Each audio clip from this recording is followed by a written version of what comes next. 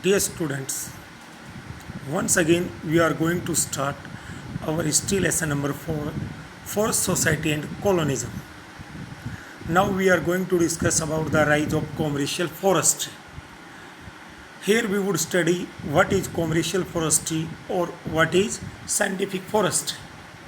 In scientific forestry or in commercial forestry, different type of trees at one place are cut down, and in their place one type trees are grown in straight rows is known as scientific forestry.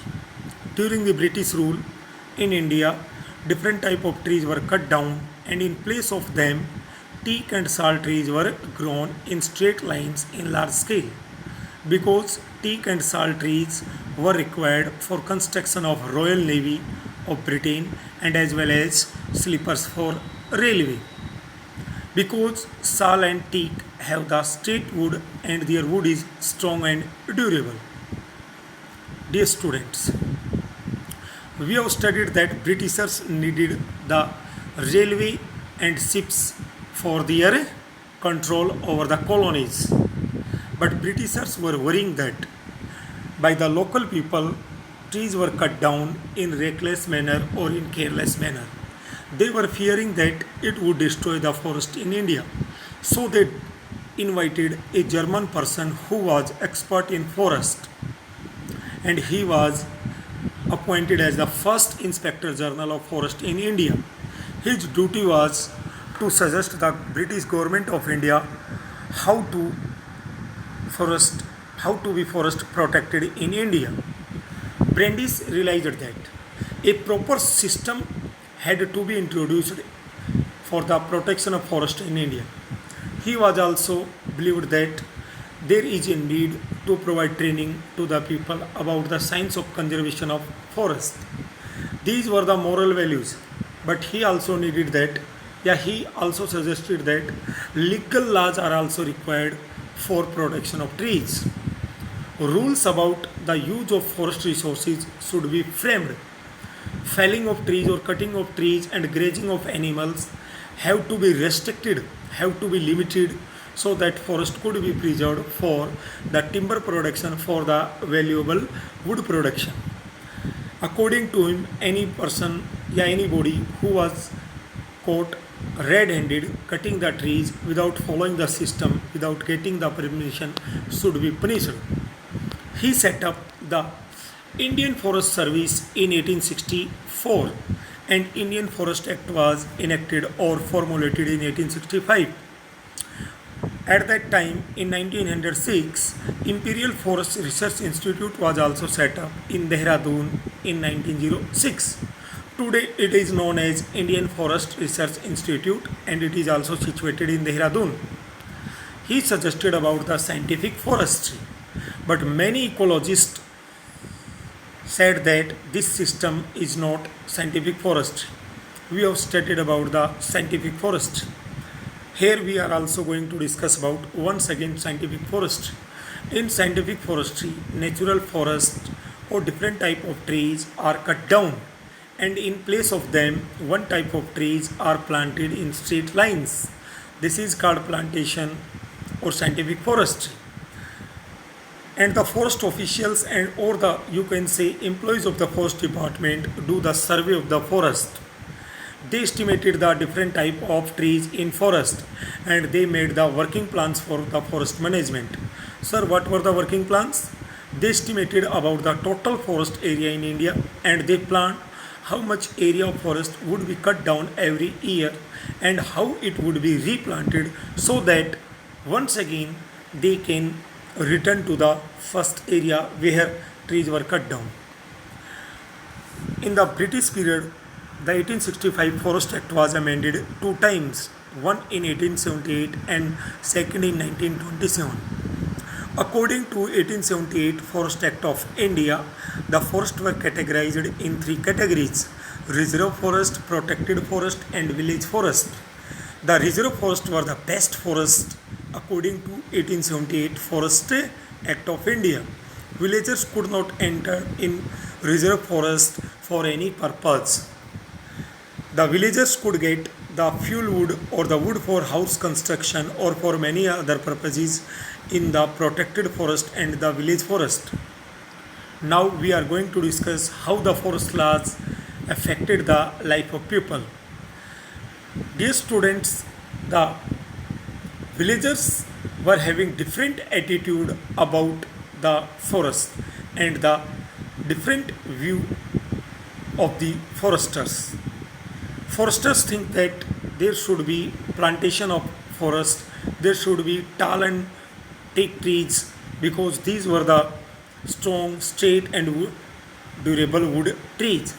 But the villagers wanted that there should be different types of trees for satisfying their different needs like the fuel wood need, fodder need, leaves.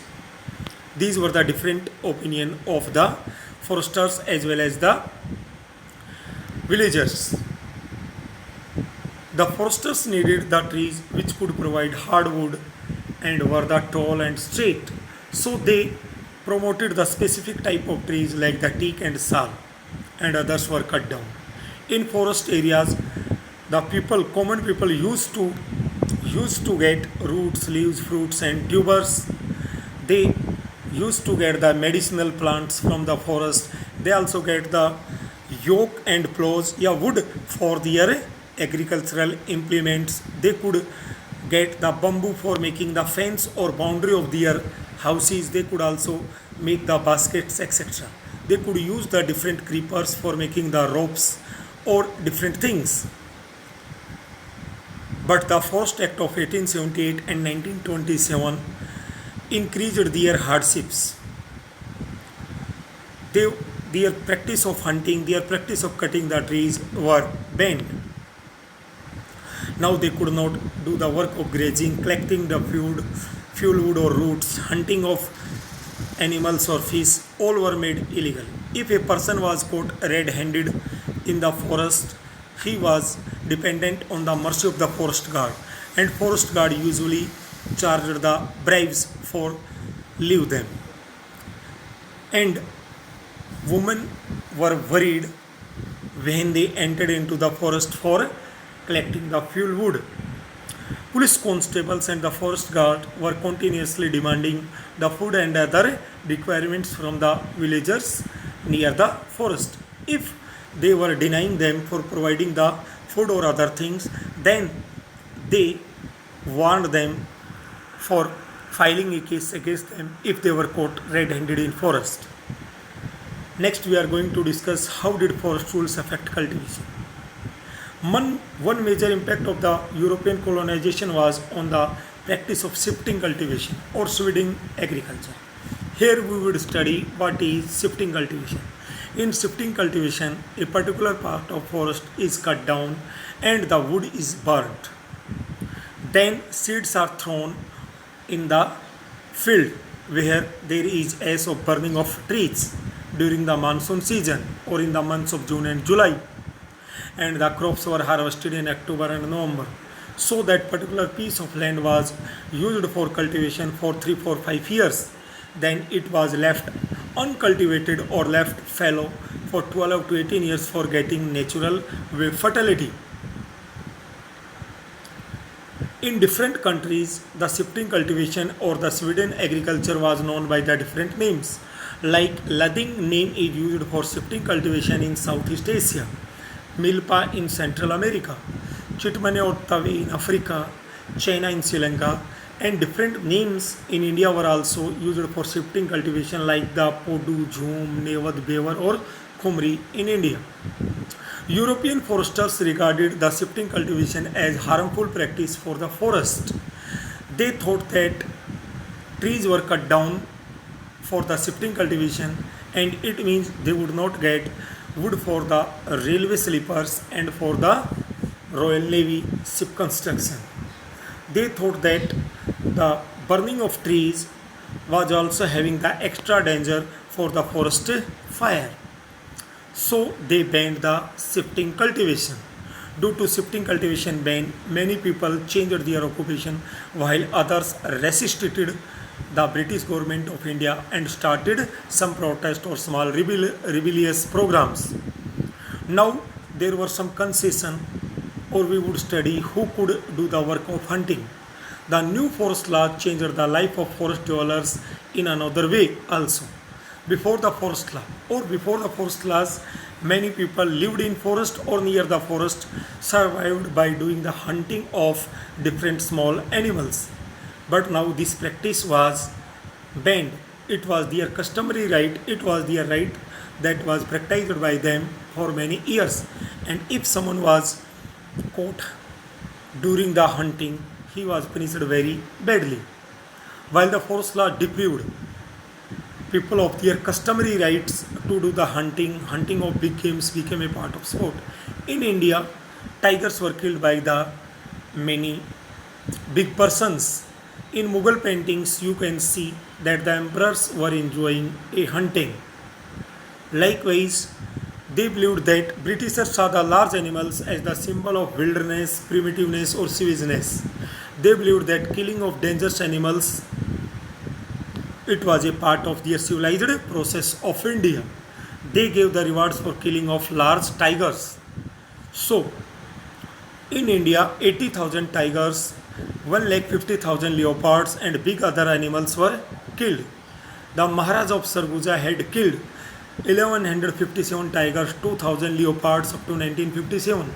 Likewise, a British official, George Hull, also killed more than 400 tigers in India. Now we are going to discuss about new trade, new employment and new services. We have discussed that people were not allowed to collect the forest produce.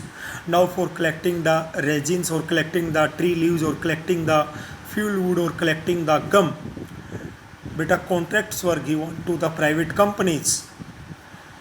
We have studied that people lost their access to the forest, but new opportunities were opened for trade for many other persons. Many communities left their traditional or old occupation of collecting the forest products. Now this was organized in a new way. In India, there was a great demand of forest productions in other European countries like the rubber. So contracts were given to the private companies. These companies started to employ the people to collect the forest products for them. But with the coming of British, the trade was completely in the hands of British. The licenses were given to the trading firms which were paying payment to the government. Here you would see many forest communities like the Korawa, Karacha, Yuru, Kula lost their sources of income. New opportunities of work did not always mean improved living standard for the people. In Assams, like the Santhals and Orans and Gonds from Chhattisgarh were recruited for working in the plantations. Their wages were low, उनको wages बहुत कम दी गई and condition of work were very hard. It means during the British rule forest का जो production collection था उसके लिए licences companies को दिया गया. उन कंपनीज़ ने ट्राइबल पीपल्स को वहाँ पे अपॉइंटमेंट किया like the people of Santhals in Assam, Oraons from Jharkhand and Gonds from Chhattisgarh. These were the tribal peoples जिन्होंने इन कंपनीज़ के लिए काम किया. But their wages were low, working conditions were hard, working hours were long. They were not given permission to return their villages easily according to the appointment rules. So they faced a lot of problems.